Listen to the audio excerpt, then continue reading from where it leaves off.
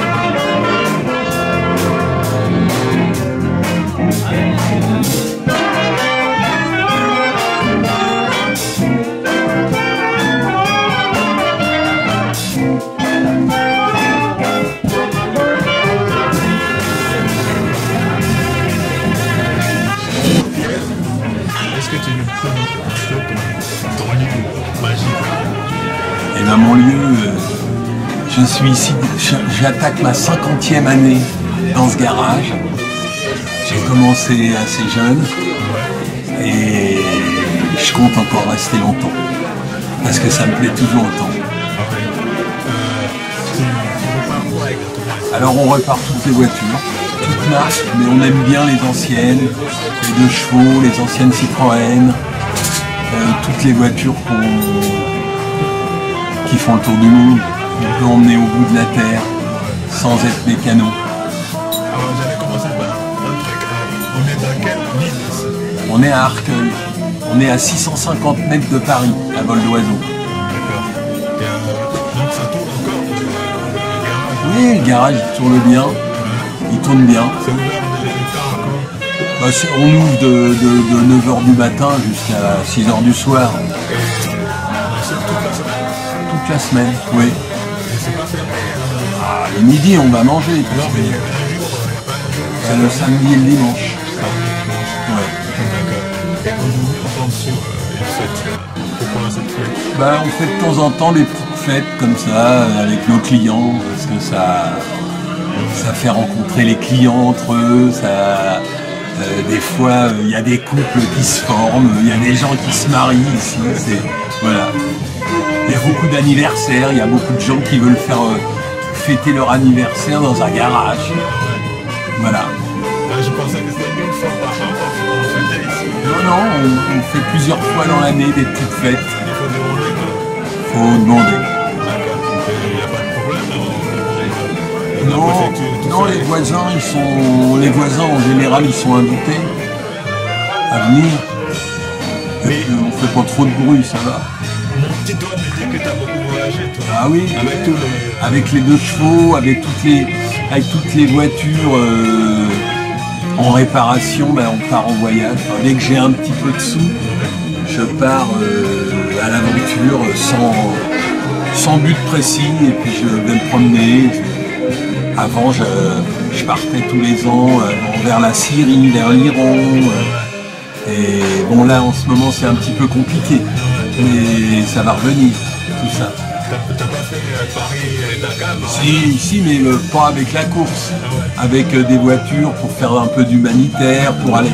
On a emmené pas mal de voitures au Mali, à Bamako, aux hôpitaux, aux médecins. Voilà. Juste à côté de chez moi, en fait. Tu me dis quoi? C'est un peu plus loin, la Côte d'Ivoire. Moi, alors, j'avais une cliente un jour qui est venue et je lui ai vendu une 2 chevaux. Et elle me fait le chèque, je lui dis écoute, elle marche super bien la voiture.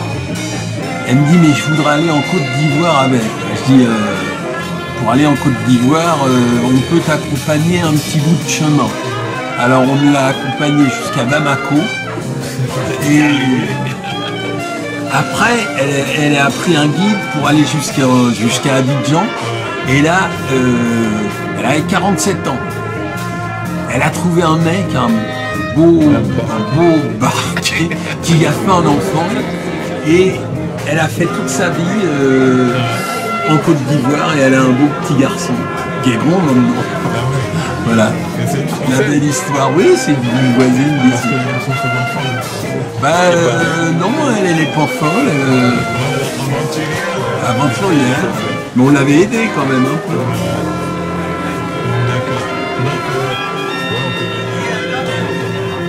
J'espère que tu reviendras. Bon alors, l'été c'est beaucoup plus agréable. Hein. L'été il fait jour, il fait beau, et on fait des soirées dans la cour, à l'intérieur, à l'extérieur, c'est quand même sympa. Là, le 16 novembre, c'est vrai que on est un peu avancé dans l'hiver, dans la mauvaise saison. Donc c'est toujours un peu... Aujourd'hui, il pleuvait toute la journée, on a eu de la chance ce soir, c'était assez agréable, il faisait pas froid, c'était bien. Moi, je pose des questions comme ça. Qu'est-ce que toi, tu aimerais dire par rapport à ton lieu, à tout ce que tu fais en que j'ai eu de la chance, d'être indépendant, et de libre, et de faire ce que je voulais, et de jamais avoir eu de patron. Ça, c'est une fierté pour moi, d'avoir réussi à rester pendant 50 ans ici. Mais comment tu as eu ce lieu d'ailleurs? C'était un terrain vague que j'ai pu racheter. C'était un des derniers terrains vagues de la banlieue. Et j'ai eu la chance d'être le premier à l'acheter. Je ne l'ai pas acheté très cher. C'est il y a 50 ans, il y a 40 ans j'ai acheté ça. Et à l'époque, personne n'en voulait. C'est un terrain qui est un peu mal foutu, en triangle. Voilà, mais maintenant, bon, c'est très difficile de trouver pour les jeunes, c'est très difficile de trouver des endroits à louer ou à acheter. C'est dur aussi d'avoir des crédits. Les banquiers, ils prêtent pas l'oseille aux petits jeunes. Ceux qui n'en ont pas. On ne prête pas à ceux qui n'en ont pas. Voilà, mais j'espère continuer encore et refaire des soirées et les fêtes et les voyages. Voilà. Mais cette loi qui dit à partir de, je sais pas, d'un certain âge, il faut arrêter. Pour l'instant, c'est bon. La retraite et tout ça. On verra, faut laisser faire. Il faut donner du temps au temps, comme disait tonton. Normalement, c'est chez toi, donc tu peux arrêter quand tu veux. Oui, ah oui, moi je peux m'arrêter jamais. Hein. Je peux continuer le temps que je veux.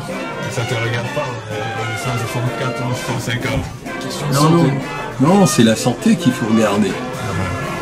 Mais bon, j'ai entendu un garagiste aux États-Unis qui avait plus de 90 ans et il était toujours dans son garage et il disait des fois je répare un pneu dans la journée ou je fais une petite vidange, mais ça me suffit, je suis heureux dans mon garage. Donc voilà. Et puis j'ai un voisin là en face qui a pas loin de 85 ans. Il ouvre avant moi le matin, il ferme après moi, il travaille beaucoup plus que moi et il a la santé. Et ça c'est intéressant. Un jour je vais venir te proposer un ou deux groupes. Ça peut le faire. Ça c'est mon domaine. En tout cas Pierre, merci beaucoup. Plaisir, à la prochaine soirée. De toute façon, tu viendras. C'est sûr. Là, on est tout le temps ensemble, presque tous les jours. C'est vrai? C'était pas mal, GS, on en a eu une GS.